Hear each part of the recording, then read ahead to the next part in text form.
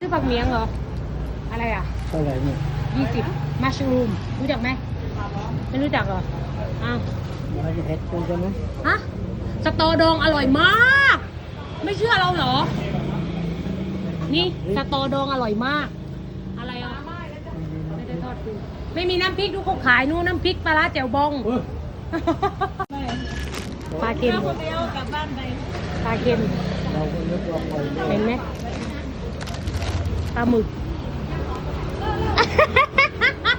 มันเอามือลูกมันเอามือผลักออกพอเป็นปลาหมึกหอมออกปลาหมึกเอาไหม